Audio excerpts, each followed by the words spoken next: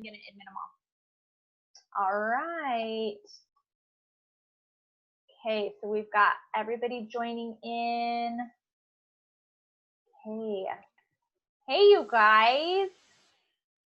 Okay, we've got, let's see, I'm just going to keep admitting people. We've got 25 people now, which is awesome. Okay. All right. This will take probably just a second because people are just now filing in. I'm so sorry for the time confusion. I know there was a lot of confusion on if this was MST or if this was CST as far as the time zone, but I'm glad we got it figured out. A lot of people were like, I didn't realize that was Utah time. So I'm in Utah, but we've got people just kind of spread throughout a little bit that are joining us with our panel tonight. Okay, I think everybody's here. Or not everybody, but there's a good chunk of us here. I have just asked that you stay on mute through this just for the echo and just to kind of help keep things quiet so that we can listen to the people that are speaking. There is a function at the bottom of your bar, at the bottom of the Zoom call, and it says chat, and there's a little chat bubble. If you have questions or if you want to say hi or where you're from, if you'll just pop into there, type that out, and if someone wants to test it even, we can make sure that that's up and running. But we're just going to read questions from there. We had questions that we collected from the beginning as well. And so we're just going to kind of go through there. But I'm so excited. Test working. Marin, yes, it's working. That's perfect. Okay. Awesome. It says it only lets us chat with you. That's right. Okay, so it's only going to let us chat, you guys chat with me as the host, and I'll help pass the questions along. But I think that chat box will be really beneficial if you guys have questions specifically towards anybody or just questions in general. Okay, you guys, awesome. We are up to 35 participants, I think is what it was saying. 33. Okay, so I'm assuming people are going to trickle in, but we'll get started. We are recording this. And so hopefully if you miss part of it, then you can kind of catch the replay. So my name is Danelle, and I am from We Call It a Journey. I am an adoptive mom, and I have such a passion for adoption. It's something that's benefited our lives. Like, it's just been such a wonderful thing for our family. And so I love to connect with people who are part of all areas of adoption. I think that the voices of birth moms and adoptees and other adoptive parents are so valuable. It's just so good to just learn from everybody. And so with us, we have a bunch of incredible women who are sharing their voices on transracial adoption. And I think that it's an important topic in the community, but I also think that it's something that's really been brought to a lot of our awareness at this point, that like discussions need to be had and education needs to be given. And so that's why I'm really excited to kind of just jump in. So we'll just start with introductions. Again, my job is just to kind of help filter questions and make sure kind of we stay organized. But for the most part, I'm going to turn the time over to these amazing women. Dominique, do you want to go ahead and start, and we'll just have you introduce yourself? Yeah, my name's Dominique. I am 25 and I live in Dallas, Texas. I placed my son for adoption with a white family. He's Black, placed him for adoption with a white family 3 years ago. So I'm a birth mom. That's awesome. Thank you so much. And then now let's do Sadie. I'm going to have you go ahead and introduce yourself next. Hey guys, I'm Sadie. I live in Houston, Texas. I'm an adoptive mom. I have a son, Ezra, who is 11 months old. I'm Black, obviously, and Ezra is white. So yeah. That's awesome. Great. We're so glad you're here, Sadie. Cara, I'm going to go ahead and have you introduce yourself next. Hi. My name is Cara Peper. I'm an adoptive mom as well, a transracial adoptive mom. I live just outside of Denver, and my son is going to be 2 in the fall. Oh my gosh. That's awesome. Perfect. Okay, and let's go to Madie. Madie, I'm going to have you introduce yourself next. Hi, I'm Madie. Is it working? Yeah, we can hear you. I'm Madie. I live in Utah. I am an adoptee. My parents are white, and I also have a brother that's adopted. I'm from Houston. So Cool. Perfect. Okay. Sadie's like pumping up, like Houston shout out there. That's great. Okay. And then Evi, let's have you go ahead and go next. So my name is Evi, and I am an adoptee. I am Latina, and I grew up in a white family in Southern California, and I'm living right now in Utah. Awesome. Perfect. Thanks, Evi. Okay, Deja, you're next up, my friend. I had to unmute myself. I'm still new to Zoom. Hi guys, I'm Deja. I'm 23, live in Idaho, and I'm an adoptee, and my family is all white. So that's, yeah.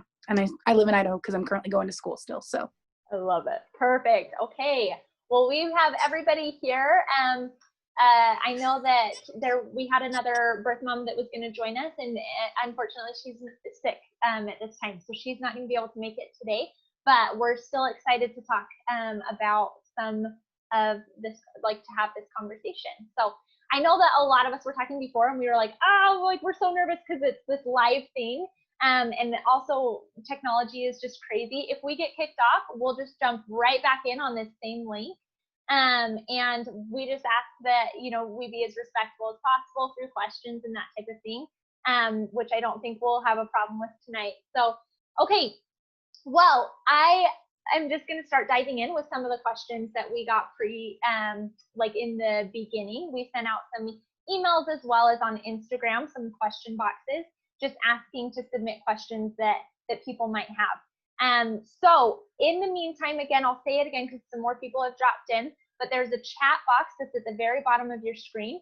And if you click on that, then you can chat with us and let us know if you have thoughts or comments or questions. And we can kind of add that to the discussion. So we talked earlier, like, let's let this be a really good flowing conversation here between everybody. We want everyone to participate as much as they'd like to.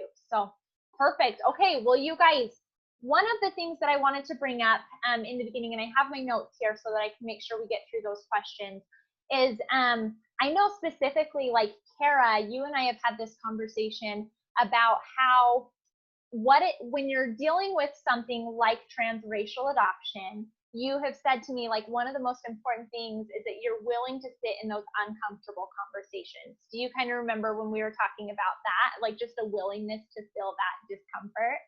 And I was thinking that would be a really great start for this, just for this chat of what does it mean to sit in like an uncomfortable conversation?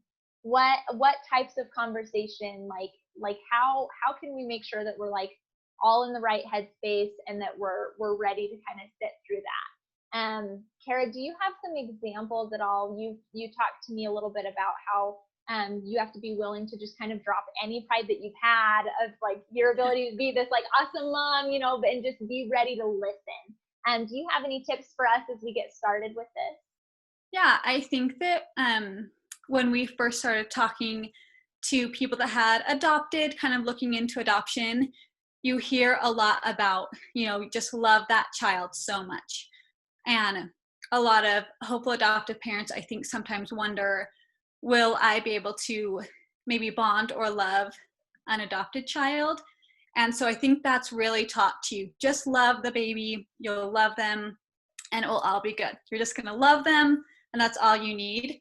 And I think that while love is really valuable, it's not enough when you are raising a child, especially when you're raising a child that is a different race from you. So Danelle, just like you said, I think it's been one of the most important things for me to remember that, like, this is not my lane. This is not my expertise. It really has taken a village to learn and grow as we are preparing our family to raise my son, he's Black, for his whole life. So I think just putting aside any preconceived notions that, like, well, I'm just going to love this baby so much and that will take care of it all. And also just leaving behind the idea that, like, you can research this out.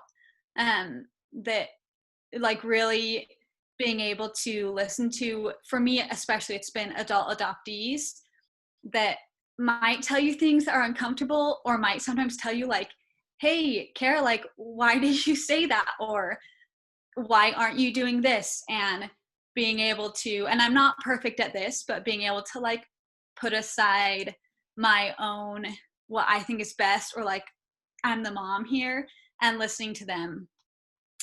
Anyway, kind of a long answer to your question, but no, I love that. I think that's awesome. And I think that it's so important at this point to just kind of, like you said, just kind of set aside some of those, like, you know, preconceived ideas, and just realize that we're all here to learn, and that we're all just gonna do more listening than talking, right? That's gonna be huge. So I love that.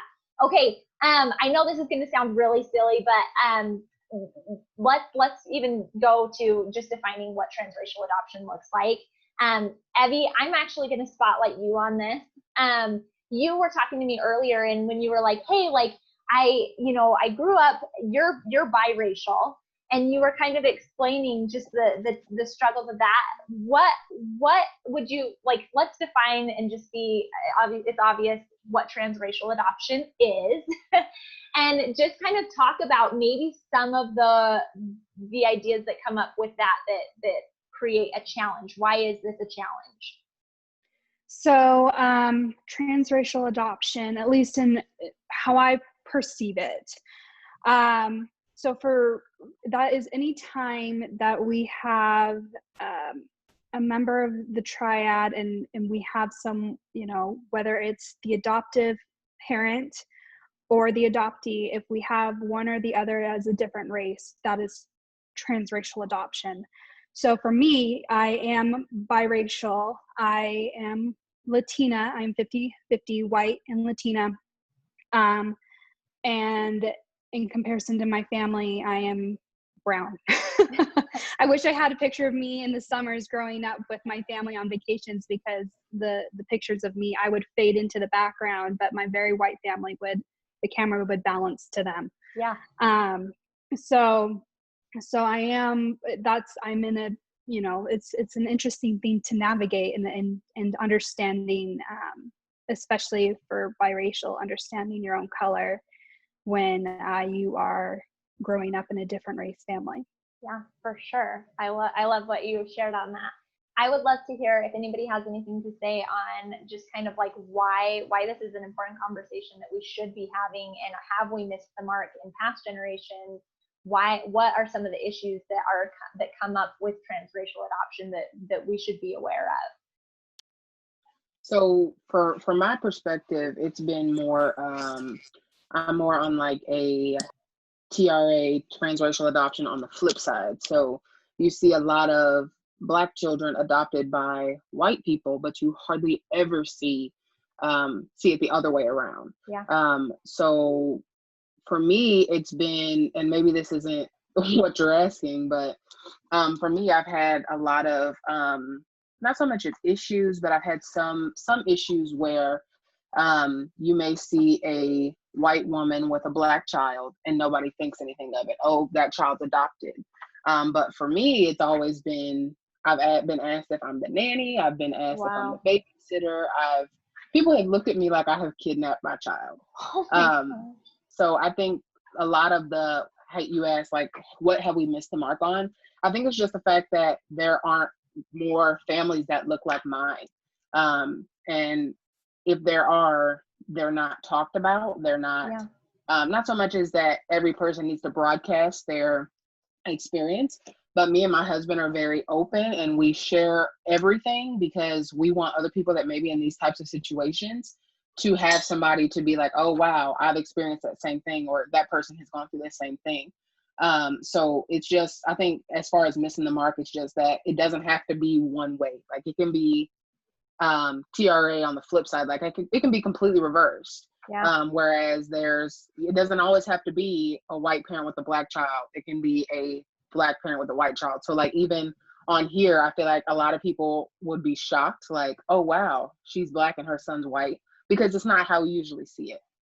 So I just think, like, maybe just trying to, like, have an more open mind, and like oh wow, it really can be the other way. It's not typical, especially when you look into like adopting through an agency. It's definitely not something that you see often. But with private adoption, it's something that can happen more often, for sure. That's awesome. That's awesome. I love that. I would say, just to add to that, I would say what's really important about this conversation, race in general, when we're having this is, I think, a big part of the racial reconciliation conversation what Sadie's hitting on. And I would just say it's important to be willing to be vulnerable enough to admit when you've had those biases towards people. And so I'm Black, I'm mixed, and I'm biracial, I'm white and Black. I think I identify more with my Black side. I think people would beg to differ that. But I would say, like, in my own vulnerability in this moment, I came on and I was asking the girls what they were. And I said, oh, Sadie, are you an adoptee? And that's a bias that I would assume because she's Black, she has to be an adoptee or a birth mom. She couldn't have been an adoptive mom. And so was shocked, and it took a second to like take that in, and I need to go process like, hey, why is that so shocking? And why did I assume? And so I just want to say that it's okay to we live in America and in the world, and it's sinful. And so you're going to have biases, but you just have to be willing to admit them. Like, it's okay to just raise your hand and be like, I totally thought that. So I love that. And I'm Black. So just want to I think add that. I'll add that with that, a lot of the comments that I get are not from white people. It's from Black people. And that to me was like, what? Like, I was completely blown away. When I would literally get messages, or people would go to my YouTube channel just to leave negative comments. And I'm like, people expect, when you think racism, and I don't want to speak for everybody, but when you think racism, for some reason, you think Karen, you think a white woman, right? But it's not always the case. And I was shocked. Like, people would say, how dare you adopt a white child when there's so many Black children in the system? Like, different things like that. People can be so hateful, and I didn't expect it. And I say my own people because that's just how I view them. It's not something I expected. So it's been like my son's almost 1 now. So it's been like a huge wake up call to like, is this something that I would have thought before I adopted a white child? Now, like, me and my brother, we grew up in a predominantly white area. So Dominique, how she said that she thought that I could be an adoptee, it could be possible, but my parents are Black. But yeah, absolutely. People, and it wasn't shocking to the people that I grew up with. Like, the people, all of my closest friends are white, like literally all of them. That's just how that's how I grew up. So I think people, those people like that know me weren't shocked at all that my son is white. Sure. But other Black people were just like, wow. That's so I agree with what Dominique said. Like, I'm not calling you out or anything like that. Like, no big deal at all. Trust me, it's been, I've heard it a lot. Yeah, you just be vulnerable. Just admit it. We all have our own biases. Like, Black people have biases too. We're all a part of the racial reconciliation conversation. Everybody's part of the problem. We all have to be a part of the solution. So you just gotta admit it. Like, I was like, ooh, I'm so awkward. I'm so sorry I did that, but I did. No apology necessary. No, I love it. Thanks, girl. Well, cool. You guys are awesome. Okay. Go ahead. I'm going to add one more thing about where I think we missed the mark.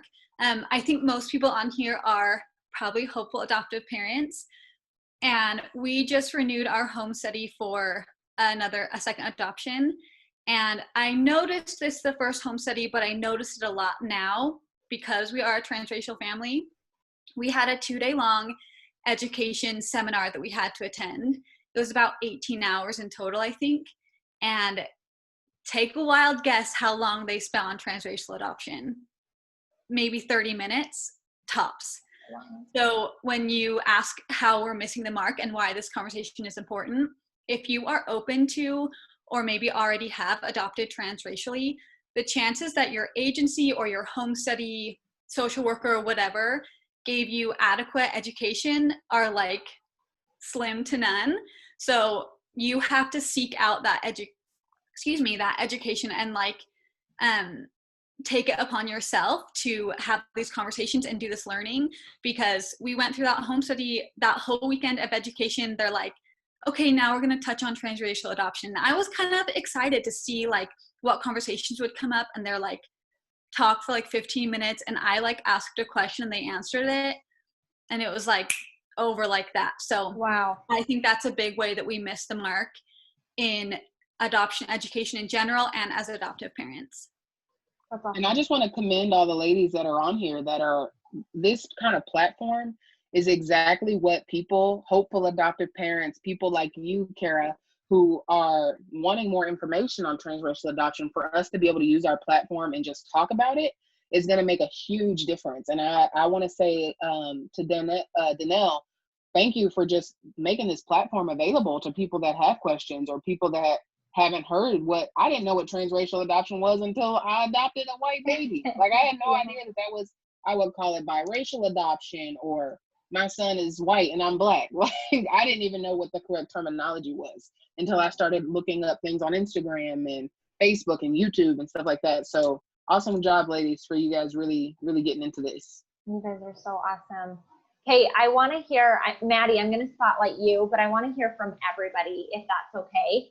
I want to just ask you guys what, when somebody is going in to consider transracial adoption, either they've had an opportunity presented to them, or they're considering, they're filling out their forms, what are some things that they need to be aware of and to consider before jumping into that? And if Deja, did you raise your hand? Do you want to go first? And then Madie, are you okay if I come to you? Okay, Deja. Okay. Let's hear it. One thing I would consider, like, and anyone else can jump in with me if you have any thoughts, is one thing being in, like, adopted outside of your race, is there's times where you don't feel like part of that own race. And sometimes I get emotional, but I'm probably not, I'll try not to tonight. But you're in a very weird category of, you're not black enough for black people sometimes, and you're not white enough for white people sometimes. And you are in this very thin limbo of trying to figure out how you feel and how to process your emotions, like, with everything kind of going on in the world. Like, I have been told, like, times before, oh, you're just like a coconut, like, which is like a term I've heard, which means like you're black on the outside, but you're white. Well, you're black on the outside, white on the inside. And I think that you have to understand, if your child comes to you with these kind of thoughts and feelings, you have to acknowledge them, because they are very real to them. And feeling like you don't fit in is so hard. And then feeling like you don't fit in with your race is also extremely hard. So I think you have to understand that this isn't something that's just going to go away. Like, I'm 23 and I still have had these conversations with my mom, like, recently. She's also on Zoom, so hi mom. But that, like, I don't feel like I fit in, like, I don't feel like I understand my culture, and it's really, really hard, because I feel like I've had to learn it by myself. It's like simple things, just like taking care of your hair and how to take care of your skin, and like, my mom did the best she could, but there's like still things you have to learn, and there's things you have to understand, like, especially adopting a child of, like, a black child, is like, there's different things you have to do to make them feel safe and feel understood, because there's going to be times throughout their life they're going to feel kind of out of place. Madie, you can jump on whenever and like tell me what you think, but that's just things I feel is like, you need to understand that there's a lot of stuff that you're not going to understand because you're white and your family's white and you look like your family and you sound like your family, but like, there's going to be times when your child of color doesn't feel that way. Deja, can I ask you a follow-up question to that? Are there, and Evi too, Madie, just for the adoptees, were there times in your lives that those feelings were coming more often than, I mean, like I guess, were there events or ages where things were harder than other times? So, and can you share what those were? Was it going into high school? Was it when you hit puberty? Like, when was that? Yeah. Well, there was just like, I think mine's just been like a snowball of events, like learning how to like just do my hair. Like, my hair has always been a challenge for me. Like, that's always been hard. Or like when in high school, like I can think of events when they're like, okay, like bring, like, what is your family, like, what's the word I'm looking for, like heritage for like diseases, like stuff like that. Or like when I got to college and I made, like, I also, like I said, I grew up in a tiny town. I graduated with 60 kids, like a little town.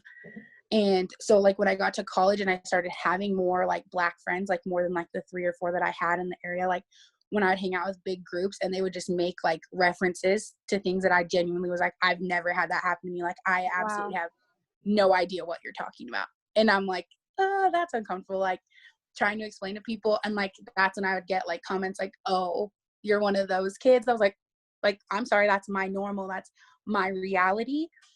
And so I think there's times when I don't notice it, but there's times where I absolutely notice it more, mostly because other people have brought it to my attention, because I just get so deep in my own lane that I don't really realize it.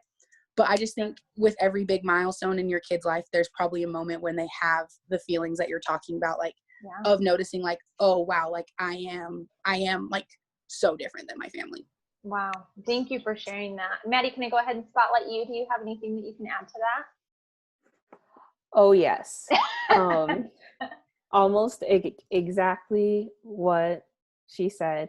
I mean, like, Danelle, we went to high school together. Like, we played soccer together. So, like, there were times when people would ask me questions, and I was like, I don't know what that means. Or, you know, like, she got called a coconut. I was an Oreo.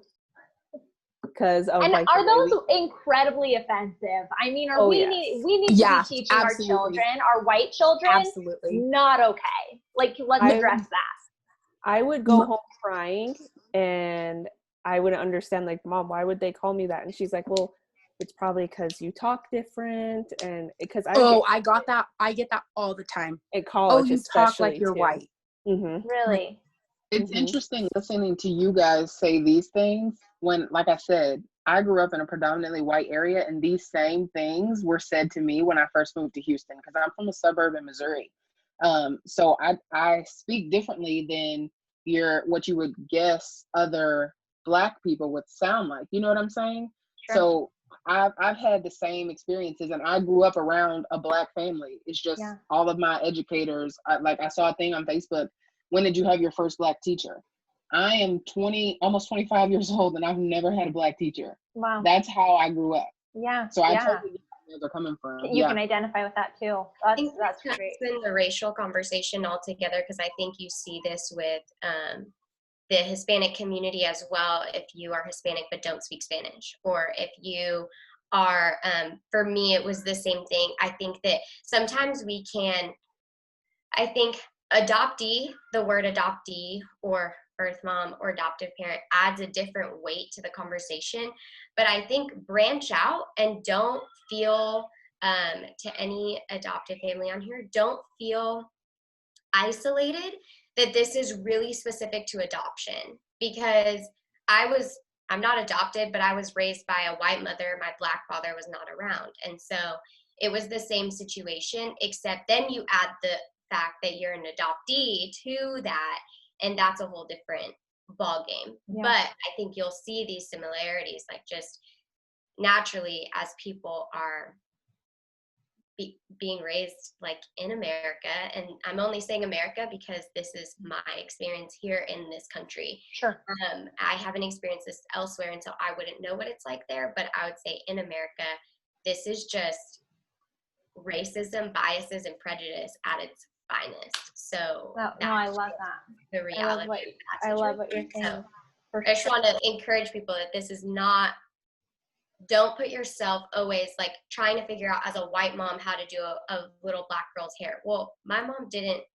If you think that my white mom learned how to do my hair, that didn't happen. I learned when I was like 21 how to do my own hair.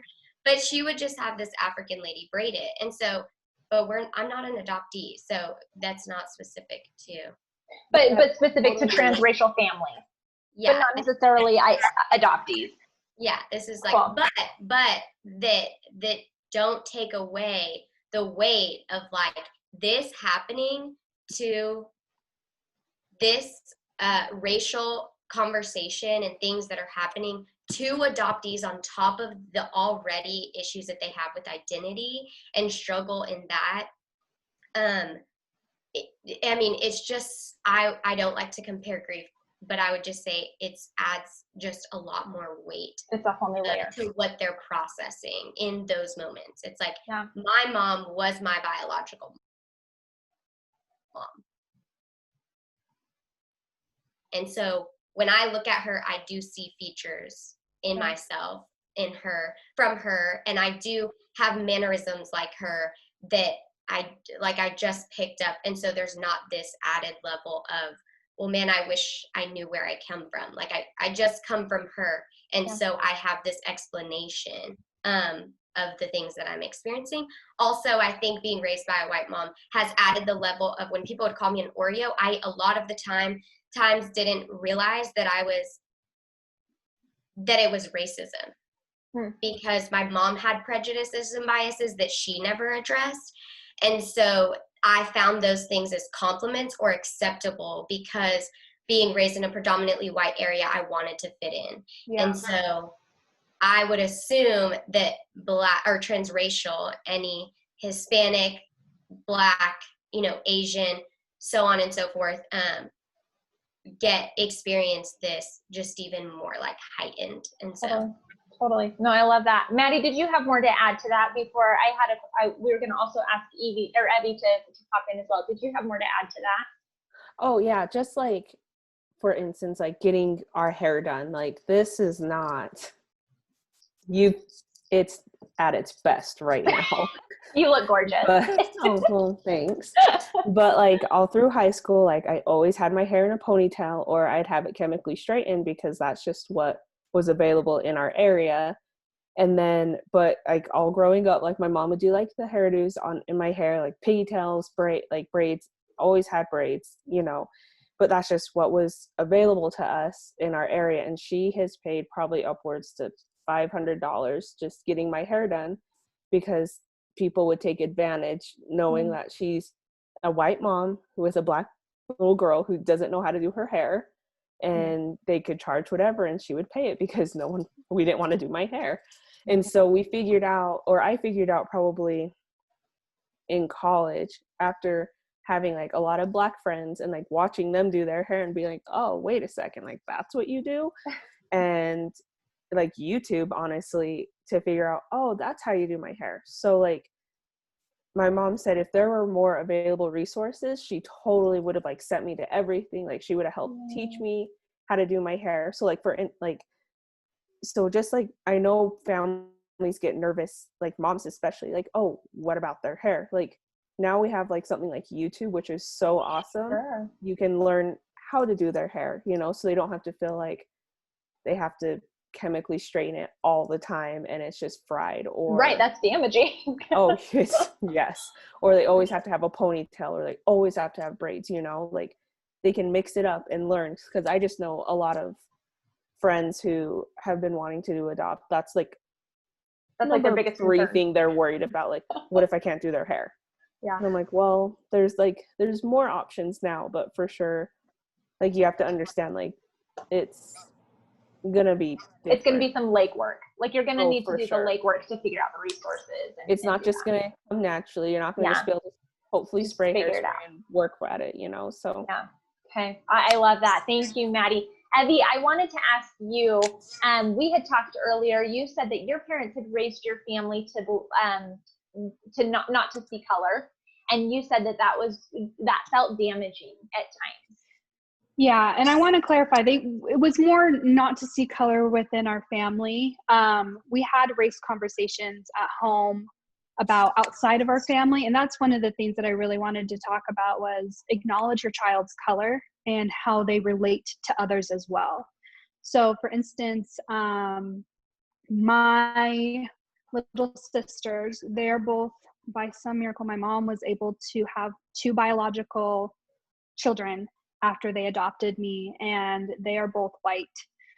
But in my growing up, it was I had to hear how, and this was probably the more damaging than anyone ever acknowledged at the time, but hear how they looked like my parents, or, oh, you got grandma's nose, or, oh, but no one could necessarily say that for me. And that was, shattering every time. I'm still working through that. So acknowledge your child's color, or if the differences in color. There's a lot of resources that have come out recently about teaching children about color, and we all have a responsibility to do that, regardless if it's within or without adoption. But acknowledging it, And then the question that you also had initially asked was, at what points did we, you know, more or less, I heard it as that we can be triggered by this and going along with damage. So for me, it was when I was about 7, when my mom had a white baby with blonde hair and blue eyes. This child looked as far different from me. So if there's anytime you welcome a new member of the family, look for that. Make sure that you keep the communication lines open as puberty occurs, when you go into high school, and when you attend college. And then if it's a closed adoption for some reason, I'm from a closed adoption, which is a whole other topic that I could talk about. Yeah. And so reunion for me was another time where I was triggered. And just making sure that each time there's kind of a milestone where maybe this might be a thing, just, you know, have a conversation. It's better to have a conversation, even if it's an awkward one, than not have the conversation at all. And then also the final thing that I wanted to say that really came to mind as I was listening to all this is offer therapy. And I think this should be something for all adoptees. If you are considering adoption, offer therapy to your children. Just as a place where if they don't feel comfortable talking to you about it, at least there's another individual that they can go to about those feelings. Even if you think that you have those good conversations, therapy is so, has been very beneficial to me in my adult life, working through my transracial adoption emotions, especially recently and in the last 1.5 years since I've been reunified with my birth mom. So just some thoughts that I have on that. Follow-up question to that. Do you have an age that you feel like would be appropriate to start offering that to your child? So my parents started offering it to me in middle school. That's something that they did. I was going through a really hard time in middle school. That's when I really started recognizing that difference and me feeling drawn to the Hispanic, population at my middle school. And I started acting out because I was confused. So I think that if there's going to be a time, I would try to start around the beginning of middle school, that you start preteen years. That's a really good point, Evi. Thank you. There's a couple questions on the site that I want to ask as well. And then I have so many, I could talk to all of you women all night. I'm realizing we're cruising through this hour when I was worried that, that we would run out of things to say. But here are some of the comments. Let's see, we hear the comment, make sure you expose, submerge your Black adopted child to Black culture. And I'm going to just go ahead and say that's for all transracial too. When discussing transracial adoption, I've asked my Black friends what Black culture is, and they say it's not a thing. It's more about the culture or the area you grow up in, not the color of your skin. I'm confused and would love to hear how these lovely ladies would describe Black culture, trying to educate myself. That Madie. is false. That is false. Okay. That's false. And you should find new Black friends that have grown up within the Black community, because they did not grow up in the Black community.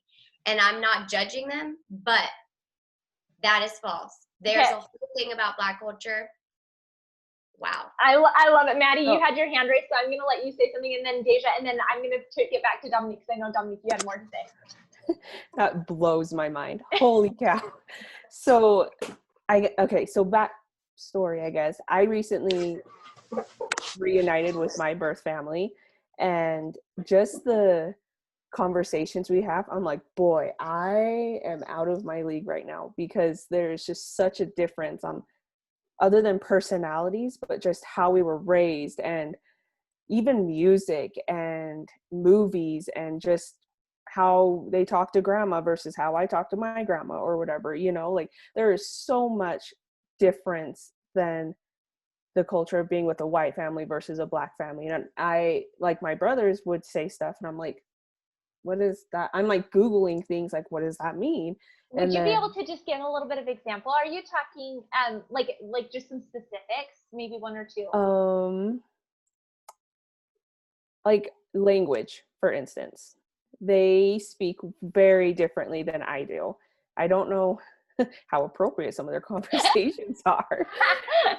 but there's would, like words that you didn't even know the definition to. It's oh, like that no. kind of thing. Like they're saying Yeah. things that you're like, this is like a new language. Oh, 100%. And I would have to ask, like, what does that mean? And they're like, oh, we forgot. And I'm like, okay, shut up. But like, they would say stuff and it would take me a minute to answer back because I would have to process, like, what are they even talking about? And then it ends up being like this whole deeper thing. And I'm like, what? Yeah. And like, even talking to my birth mom, she would say things and I'm like, you're like, I'm so clueless. I would say yes to things and she's like, wait, what? And I'm like, wait, what? Was I supposed to say no? I don't know what you were saying. So there is it is like, it's not where you live. There's just and my brothers have even said, like, we have a different culture than you. And like, we want to teach you our culture, which I'm like, okay, cool. Like, please open the doors for me. I would love to learn because, like, I was raised in a white area, right? White parents. So it's like, I can teach you my culture too, like, this is what we do.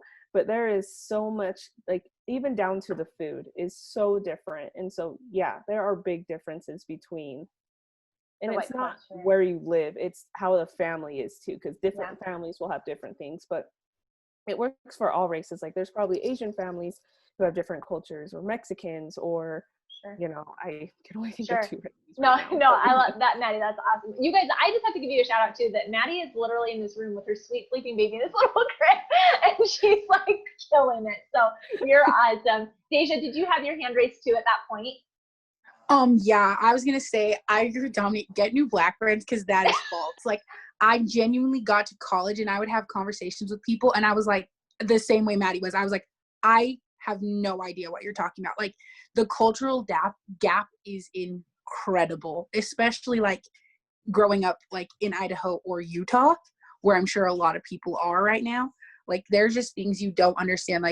Like she's saying, like, I get what she's talking about, like, talk conversations. When I got to school and like, I would, like I said, when I made like a larger group of black friends and we would like get together, there would be things I would be doing the same thing Madie was. I'm like Googling it. I'm like, what are they talking about? Like, what are they referring to? I'm on Urban Dictionary. I'm like, what does that mean? I've never heard this before. And I would just do things like they would literally be like, oh, they would have to do the same things. They'd be like, let me explain this to you. Or like when I started to do my hair, like when she was talking about like money getting abused by hair, I can't even like fathom the amount my mother has paid to make me like feel good, like, because of my hair. Like, there's just so many cultural differences because black people do have their own culture and it is always changing. Like, I agree. It is real, but I think you have to acknowledge it. But that's Dominique, I want to hit you up again, but I have a question for you, Deja. One, two. I know that Deja, you're really close with your mom and you've always talked really highly of her. She's so sweet. But I know that she's amazing. She is amazing. I know for a fact that like you would stand by her and say, I know she did the very best she could. Are there things that you wish she could have done differently? Is that a really hard question to ask?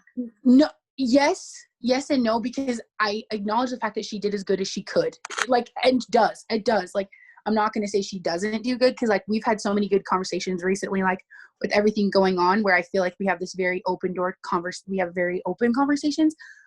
But one thing I would like, not that she would do more, is like that I should have done more probably on my end, is like acknowledge that like there is a culture I'm learning about still, and it's going to take time for me to understand it. Like, mostly my hair is the first thing that comes to my mind. Like, my mom, like I have seen this woman walk up to black women in the grocery store and be like, help me with her hair. Like, she has that's another thing I was going to say too. If you're adopting a child, like, and you run into like me ever for like out of the blue and you're like, what do? I will give you all information that I have. Like, I will not hold this as a secret. I will tell you everything I know. I will help you. Like, and I think that was another thing we learned, is that like black people were willing to help us. Like, they weren't going to be like, oh, that lady's white, we're not talking to her. They're like, oh, this woman is stressed and she needs help. Yeah. So I think that's another thing, is just don't be afraid to ask other people for help while you're doing this, because I do believe in like the saying, it does take a village to raise a child, and your village just might be two colors in this instance. I love that. Dominique, you had some things you wanted to add. I'm going to go ahead and spotlight you. Y'all, that is just wrong, whoever told y'all that. But I will say this is the best way I've ever heard the Black culture explained. You cannot you can't like explain it. There's not a definition of the Black community. Or I would really say like any other minority. And so best way, I think it was Denzel Washington who I heard explain this. But the Black culture is like waking up in the morning and smelling the burning hot comb on the stove, and like your parents playing the Temptations with the doors wide open and cooking fried chicken and collard greens and neck bones and cornbread with a whole bunch of butter, and playing dominoes at the cookout, and all the people are getting loud and slamming them down. Like, it's something you cannot recreate. And so as a white person or anybody else who is adopting a Black child or a separate minority, do not try to recreate it in your home. Just surround yourself with Black people who grew up within their culture too. Don't surround yourself with Black people who grew up around white people. That's different. They're still trying to figure it out, just like I'm still trying to figure that out. So it's different. You need to get invited to a cookout. White girls can come, okay? That's a thing. So y'all can come. Y'all just have to ask. And so it's dancing in a group at a cookout when it's so hot outside, and all the guys are in wife beaters, and it's just in do-rags, and like it's Dominique, when can I come to the next cookout? Just let me know. I'm trying to be invited to the cookout too. That's something that they're gonna have to Google, Dominique. That's awesome. Wife beaters is something they're gonna have to Google. That's awesome. I love it. I know, but yes, just know that the Black community or nobody in transracial adoption, I hope, is asking you as a white person or any other race to recreate a whole entire culture. The smells, the sounds, the people, the music, the dance, the rhythm that it takes to be a part of the Black community. It would take you too many years to get caught up to teach that to your child that you just got. Over 2 months or 2 years, you know? And so, like, don't reinvent the wheel. You can find it, like, other people have it. Go find it. Go be immersed. My son's adoptive mom is white, and they literally picked up, sold their house, moved to the hood, y'all.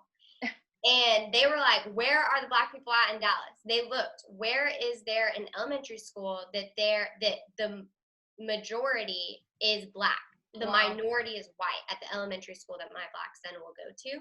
They picked up, moved, and she went to the neighbor's house and knocked on the door 3 days in a row. And the Black lady, it's an older Black lady, she was like looking out her window, like looking out her blind. She was like, why is this white woman here? She's like, go away. She was telling her, like, through the window, go away. And then Allie one day literally was like, okay. So she took Everett with her, and she like held him up at the door and was like, help me. And the Black lady opened the door and said, who let you take that baby? And she was like, I adopted him. And it's a whole different culture that they don't have to recreate. They just walk a couple houses down, and they get to sit outside in the backyard and eat hot water cornbread and jam to the Temptations. And it's something that Allie can go home and then just be herself and not feel this weight to carry all of that pressure to do something she doesn't even know about. So I have a question about TRA on the flip side. So obviously Black culture is a thing. Is white culture a thing? Oh, it's like obnoxious, probably. Ask white people. No, I'm asking because my son is white.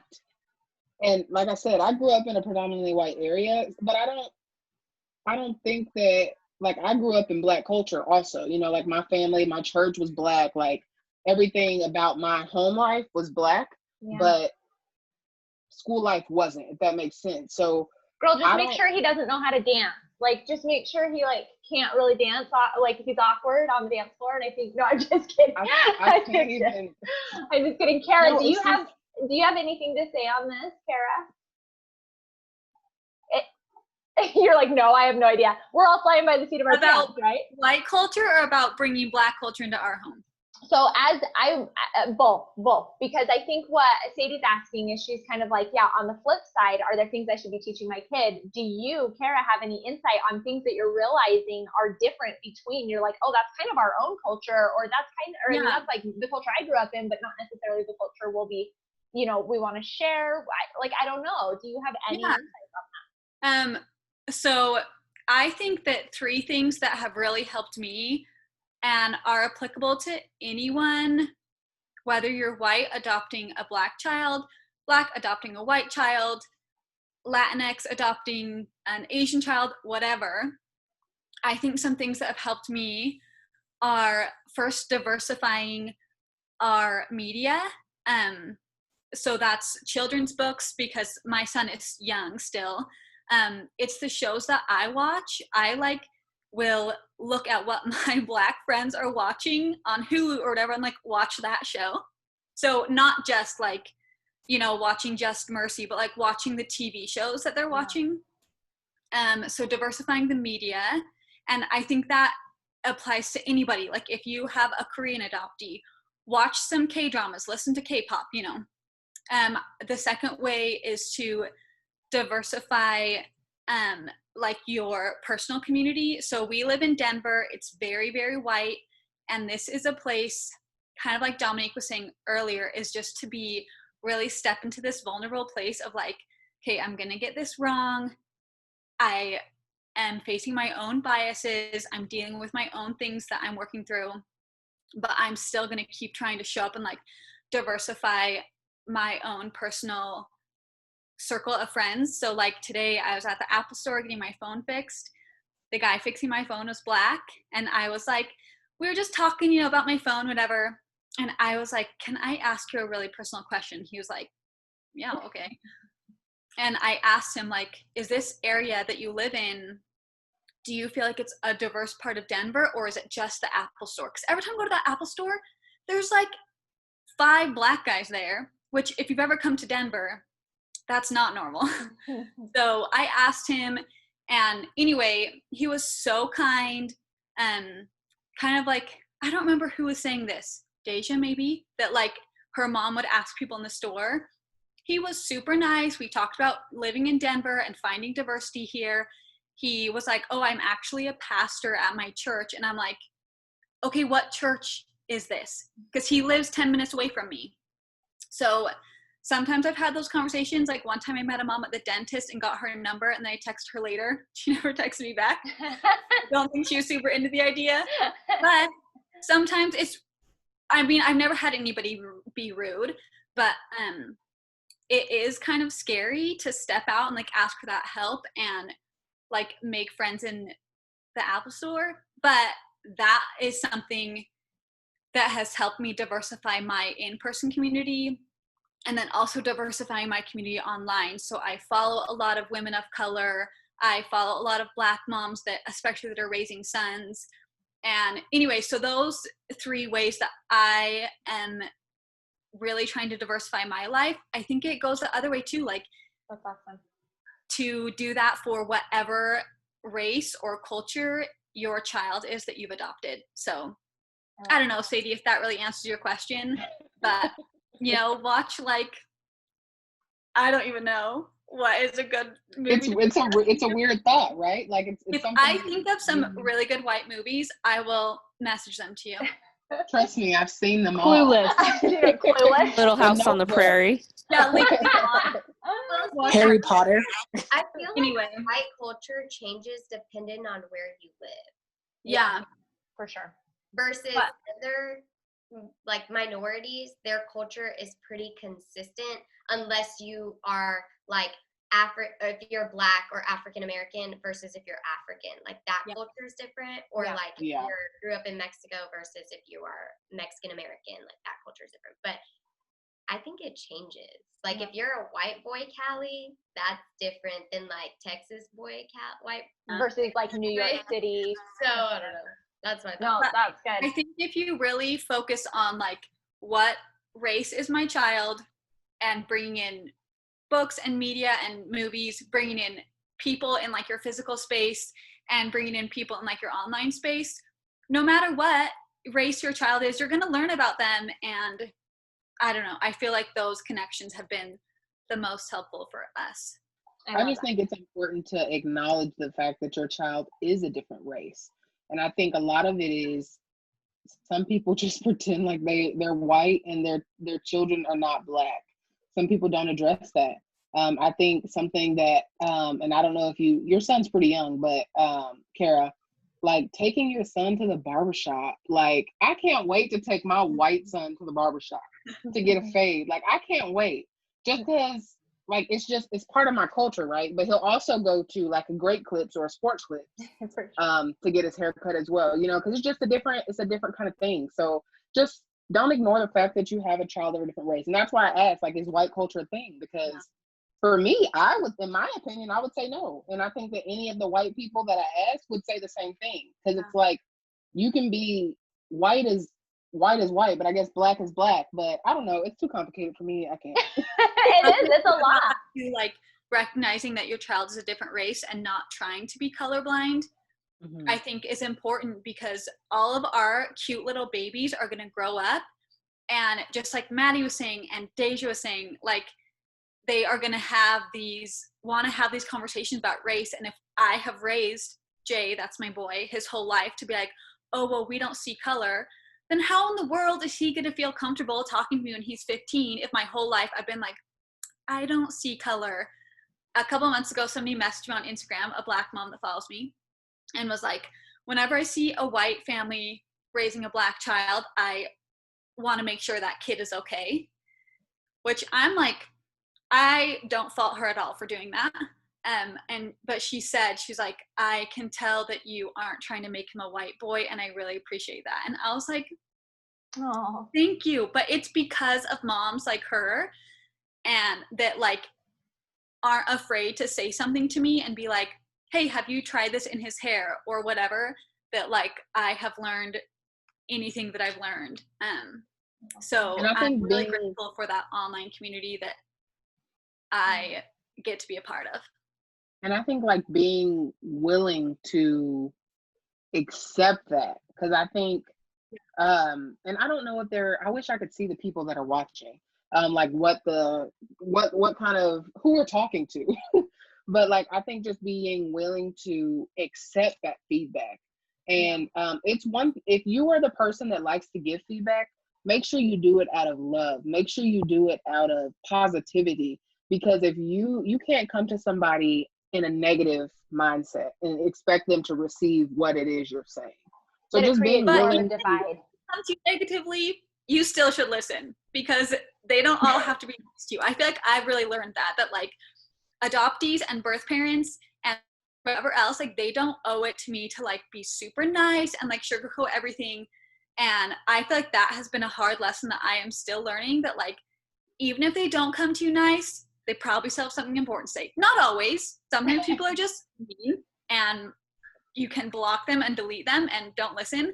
But if somebody comes to you with good information, regardless of their tone, I think that's an important lesson that I'm still learning, to be like, okay, maybe this isn't the tone I would like it to be presented, but this information is still valuable. And Cara, you've brought that up before to me that I've really appreciated. You said something along the lines to me of how it's hard and uncomfortable to hear adult adoptees talk about the difficulty they had being raised in a white family, because you're like, your defense immediately goes up, where you're like, I don't want my son to feel that way, you know? So you're immediately like, like, I don't like to hear that, you know? But at the same time, you're like just learning that it's so important to sit in the uncomfortable so that you can be like, I loved what you said.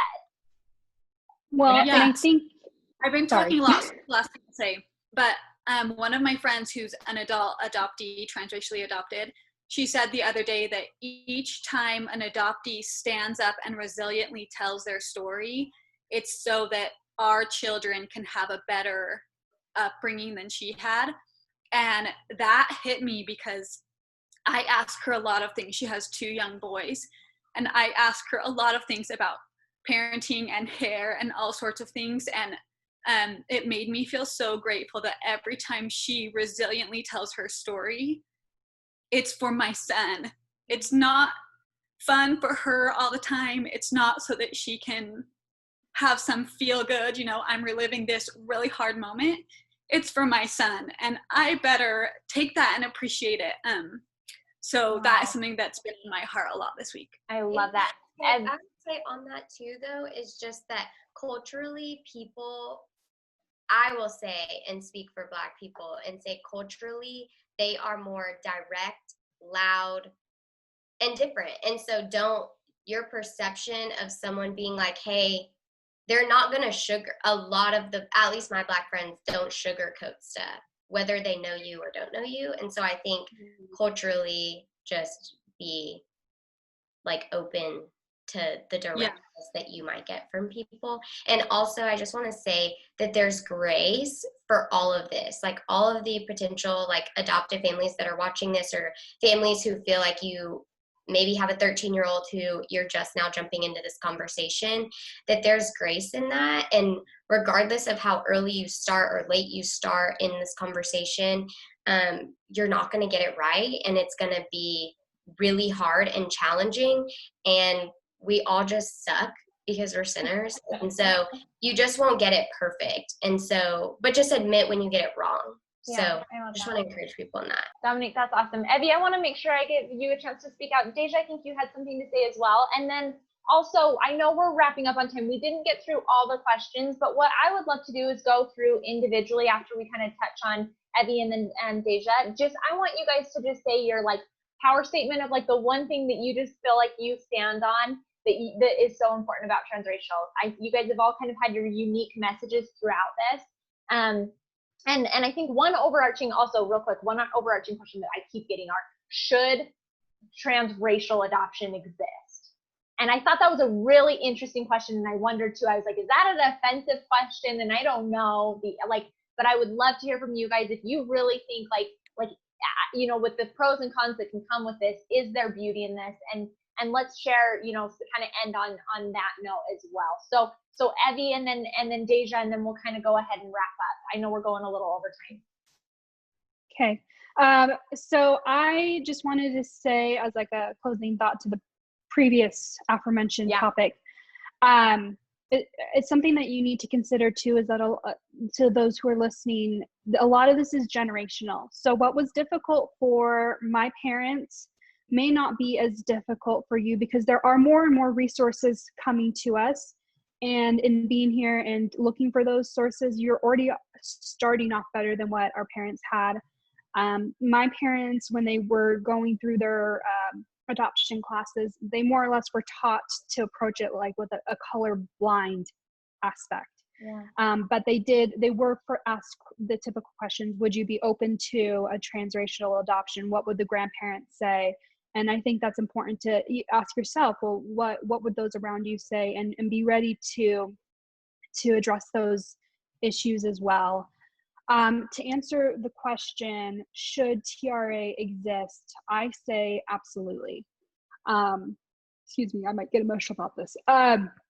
Absolutely, because at the end of the day, I do feel we are all members of the human family, and we are all capable of seeing these issues and addressing these issues while also offering loving, open homes to adoptees like me.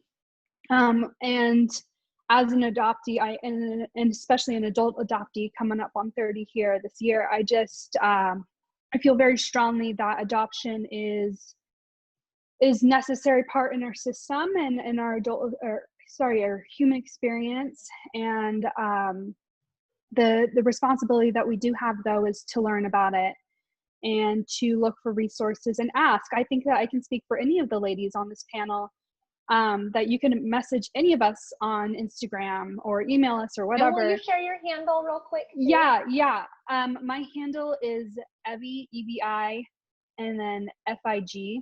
So Evi Fig on Instagram. You could message any of us, and I think I feel very strongly there's a community out there waiting for you to answer these questions. Use it as a tool. Make sure that it is part of your handbook of how to navigate this, because no one should feel alone in this, because you are not alone.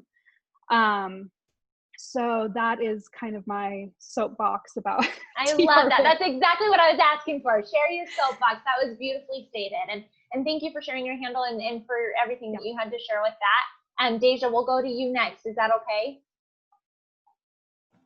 Yeah.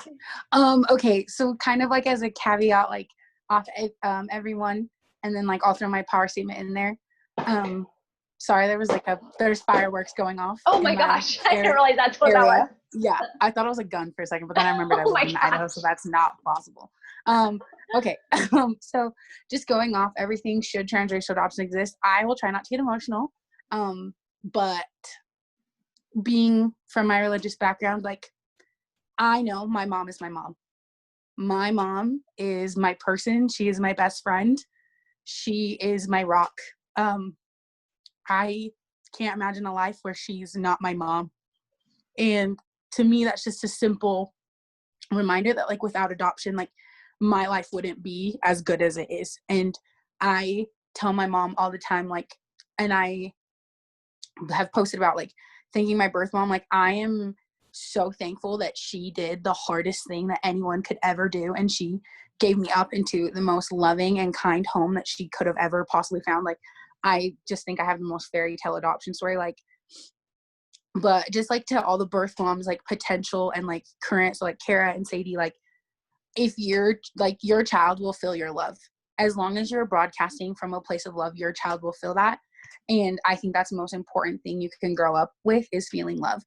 And my mom was like the best about that. Like, I got positive affirmations all the time. My mom would be like, you're so pretty. You are so smart. You are so talented. Like, you can do anything. And my mom still does that. Like, again, I'm 23. My mom still does this. Like, I text my mom all the time, like, I'm not good enough. I'm not. And she's like, you need to knock it off. Like, you are so good. And so to say, again, like, I absolutely believe transracial adoption should exist. I don't think that love, we always like joke, like, I always say, like, love knows no color, or like, but love knows no color. Your child will see the love that you give them, and they will know that, like, there's no one else on this planet, in this universe, that could have given them the same love. So keep doing it. Keep opening your homes, because there's kids waiting for you. Oh, I love that, Deja. Thank you so much. Madie, can I come to you next? Do you want me to? Oh, sorry. We question too? yeah. Just kind of anything you'd like to leave with the thoughts, and just along with the question, should transracial adoption exist? 100%, because I would still be in foster care if it didn't. I was in foster care for about, okay, it's not like dramatic, but like for a few months, because my birth father wouldn't sign the adoption papers for who knows why. But they finally did. My parents came and got me. Whoa, emotions. Wow, sorry. And like, just seeing how my birth family's life is now compared to mine, I would probably be in such a dark place and not who I am today if they didn't adopt me. They have made me feel beyond loved, and have given me everything anyone could like ask for, like, oh mom, I want to play soccer. Okay, we'll see what we can do. Oh, I want to dance. Okay. But looking at my life before, or if I was still with my birth mom, I don't think I would have had those different opportunities, or to be able like to even go to college, for how much stuff was going on in her life. And she actually had 2 kids before me and 2 kids after me. And I was the only one she put up for adoption. And so just seeing how at first that felt like a real stab in the heart, because I was like, well, why didn't she want me? Why did she keep me, But she said that she just didn't feel like she had the resources for me personally. She said that she knew that this would be much bigger than she could handle. And so that's why she put me up for adoption. And my mom's like, yeah, you are a lot to handle, but still, you are like, if that makes sense, like she knew that I needed more. And so she was willing to give me more by putting me up for adoption. And just like Deja said, my mom is my mom. Like, Charmin is Charmin, who gave birth to me, but my mom is my mom. She's the first person I talk to in the morning, my poor husband. She's the last person I almost talk to. She is always, like, when I found my adopted family, I was so worried because I did not want her to be mad at me. I was like, I'm so sorry. She's like, I wanted you to. I want you to see where you come from. I want you to see who you look like. And that has been such an eye-opener to see how much they have like blessed me and have given me more opportunities that I could ever imagine. And so, yes, I fully think there are so many babies out there just waiting for that love, and even being taken out of foster care. Like I said, 2 months in foster care is not a big deal. But even being taken out of foster care to just have that love, because that love, that endless love, is something that they will always remember. And if they ever get to meet their family and see like different situations they were taken out of, and they'll be like, okay, so they also have love for that birth family too, if that kind of makes sense. Sorry, I'm like going off in a different No, it's perfect way. I love But that. just love, that's all adoption is. It's just unprofound love. So I love that. Any thoughts on getting through any of those tough times for parents or adoptees? Do you have any final thoughts on that just kind of add hope to that conversation? Just listen. Sometimes we don't know how to say what we're thinking. Like, I never knew how to say I don't fit in. Like, I don't feel like I fit in. I would just be like, why don't they like me? Why do they say things to me? So give them a chance. Like, just listen, and don't assume you know what they're going through, because boy, those teenage years were rough on my mom and I, because I just didn't know how to vocalize how I was feeling, and how like comments like my friends were saying, like, oh, Madie, are you going to grow up to be a loud Black woman? And I was like, what do you mean? Like, no, like, that's just Hollywood's portrayal, you guys, let's be honest.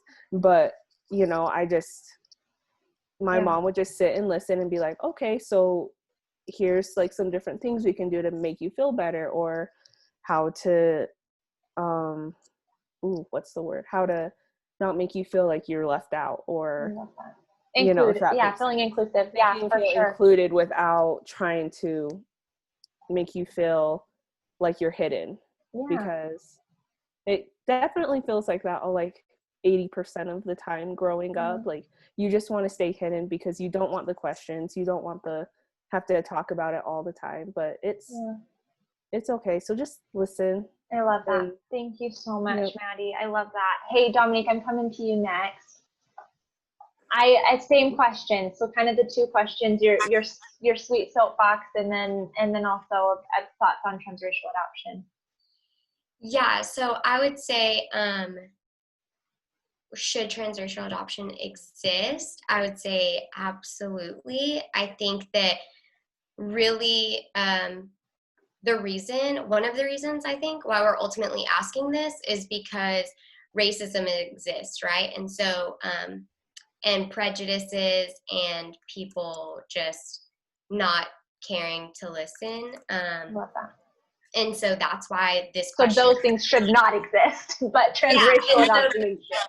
Yeah, and so it does. And so I think like a great question to ask, like, instead of even is just can transracial adoption done well? Like, is it possible? And it's totally possible. And so I think that you have like heard from all of these amazing women, and so you definitely there's resources when you can't do it perfect, but you can do it well, and have people come alongside you to help you do that as well as you can. I would say my soapbox, or one of the many, is that just representation is important. And so Cara talked about this, but just making sure that they're represented. They're not going to be, you cannot depend on your school district or your community of white people, or for that matter, Black people who grew up around white people, or however the mix of your community of people are, to teach them that. And so I would just make sure that you are going outside of yourself and what's comfortable for you and what's the norm. And some people are like, well, isn't being a mom already really hard? Well, yeah, it is, but you stepped into this role and that was a choice. And so you gave up the option to be having these conversations when you decided to adopt transracially. And so I think just make sure that you are not finding excuses about how to not sit in these conversations, because there's not a good one. And so just making sure that all of this is this is really about the kids. And the last little asterisk that I would say is just language is super important. And so I would just encourage to say, for all of the prospective adoptive families or adoptive families on here watching, is that I placed my son for adoption. And that is just really important for me as a birth mom, to hear that from you guys. Not gave up, because I didn't give up on him, and it's hella hard to be a part of this triad and be in an open adoption, and I want to give up every day. And so I literally sit all the time and just question, like, am I doing the right thing? Like, is this the right decision? And I strategically placed him with that family on purpose, and that's my story specifically, and so that's why that language is super important to me. But I just wanted I love that. Dominique, that's awesome. Real quick, Madie, I know you said that you need to go. I'm going to let you go, but I want you to share your handle real quick. And then Dominique, I'm coming back to you to share your handle. But what was your handle, Madie, in case anyone wants to reach out through Instagram? It's just Madie, M-A-D-I-E-S, Allen, A-L-L-E-N. Perfect. Okay, she's going to go put her little kiddo to bed. So you're totally good. Madie, thank you. Bye, guys. Dominique, I'm coming right back to you. Will you share your handle? Yeah, mine's long, but it's Dominique B as in boy, white, like the color. So Dominique B White is my Instagram. Perfect. And Sadie, I'll have you put those in comments too on the YouTube channel when you post the replay. Dominique, can I ask you a question too, just real quick? You said, you placed your child for adoption. I always try to be really careful by saying that. My question for you is put up for adoption different than placed for adoption? I think so. Okay. Yeah. I love that. I'm glad you're saying that. Yeah, the language just comes from the history of it. And so when they literally used to put up their kids for adoption on a platform, that is so different from me.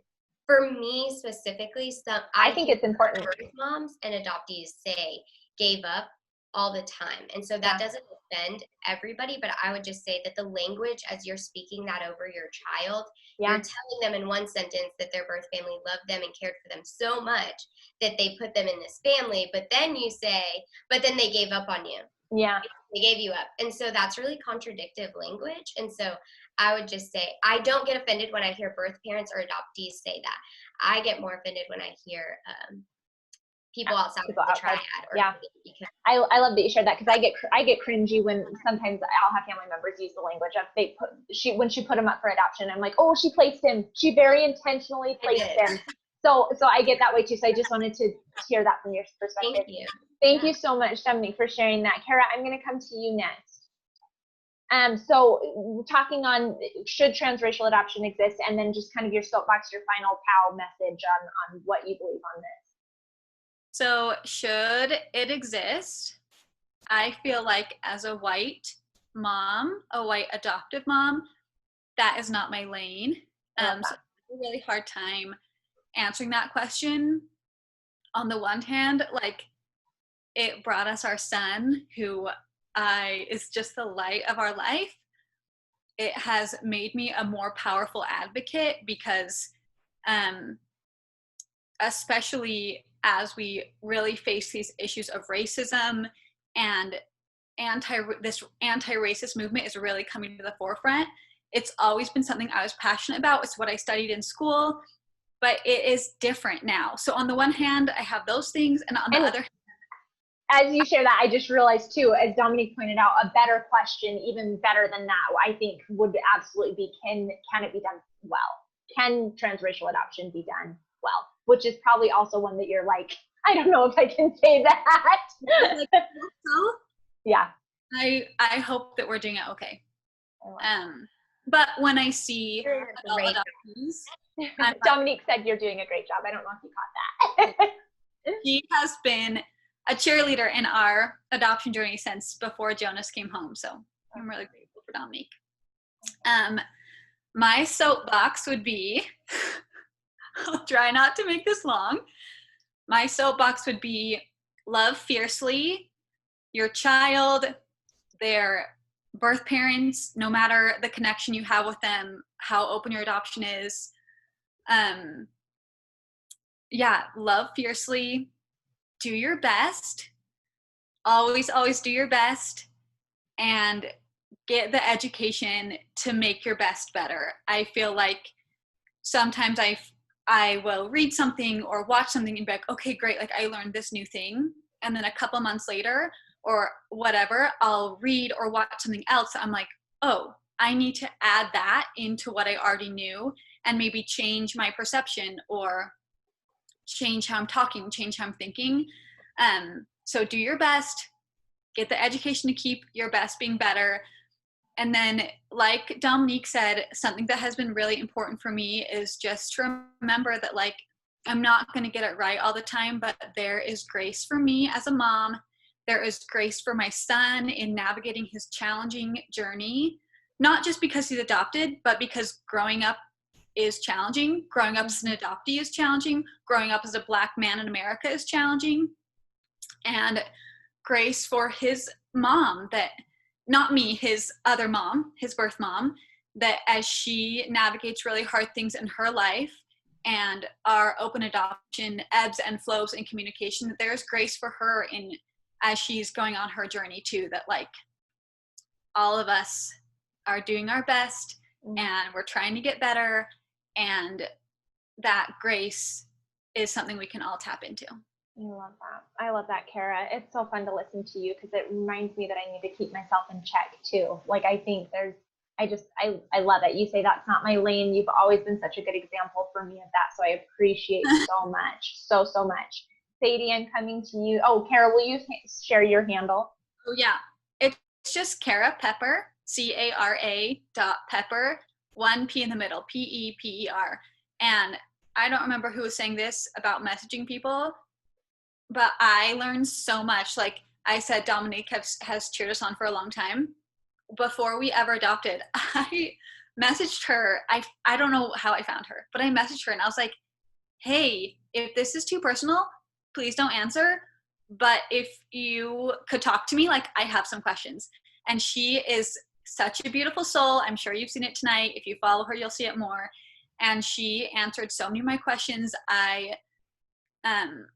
So if you have any questions for me or resources that I have used, please message me.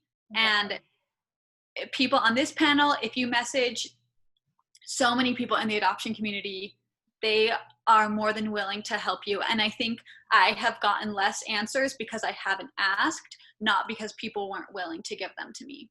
I love that. That's so good. And I know that I've even come to you earlier talking about biracial adoption. And I remember you being so sweet to tell me, you know, sometimes, and I think I asked her, like, is that the right language? Like, I don't know, you know, and you were like, it's usually transracial. And I know Sadie spoke to that too. Like there was some lingo that I had to learn as well. So I love that. Learning. Like Dominique said about the importance of being someone placing them for adoption. That is language that I learned. Talking about mom versus birth mom, that is language that I learned. Like, you're all learning, and if you make a mistake, some people might be mad, but most people won't. Like, I love that. No, I think that's wonderful. Thank you so much. I love it. Sadie, I'm coming to you, my friend. Okay, so do you feel like transracial adoption can be done well? And let's hear just kind of some final thoughts on your experience here. So as far as, I'm going to answer the question about should transracial adoption exist? I would say that it would be easier if it didn't. And I think that a lot of people feel like that. And I think that us as parents, adoptees, birth parents, whatever the case is, I think we are challenging the US, and I think we're challenging the world by doing something different. And I think that a lot of people would say no. But for me, obviously, I have a white child. I think that it's absolutely something that's necessary, that is very beneficial amongst more than just the child or just the parents. So yes, absolutely, I think it's something that can exist, and I think it's something that can be done well.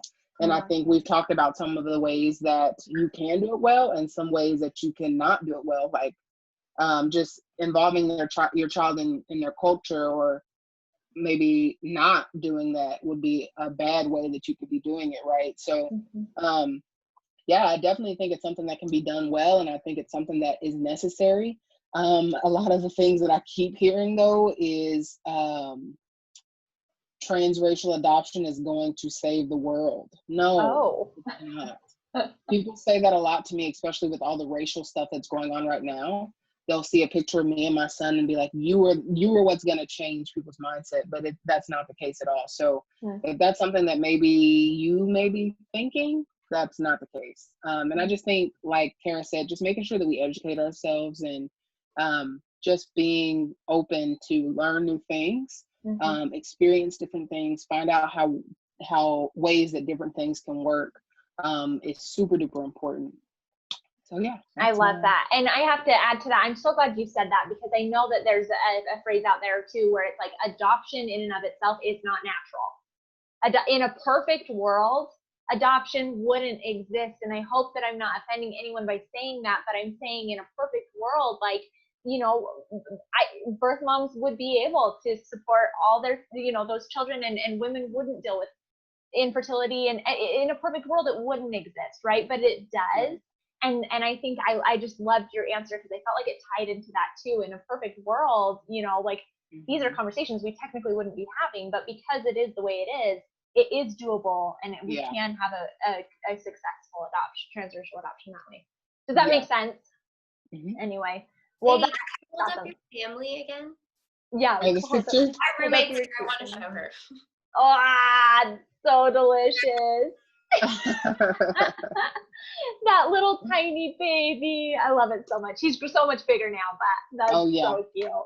Okay, and my social media handle, my Instagram is Sadie Sadaz, SADIE SADAZ. And then I also have a YouTube channel. That's usually where you can find me. It's Sadie and Jarvis. This replay will be posted on my YouTube channel. So if you wanted to rewatch this, you can do that there, and we'll make sure we post those links and send emails and all that great stuff. You're so awesome, Sadie. Thank you. Deja, I don't think you got a chance to share your handle. My handle is just Deja, DEJA, Bingham, BINGHA, double M. There's 2 M's. So yeah, that's my handle. Perfect, you guys. Well, I just want to say thank you so much for everybody that showed up today. I know there's a lot of people who have come over from We Call It a Journey and from That Following to Watch, but I also know that you ladies have helped spread this word, and there's been people coming from all sorts of communities, all parts of the triad. Everybody's out here to support you guys and to just hear your story and listen. So thank you for sitting with us today.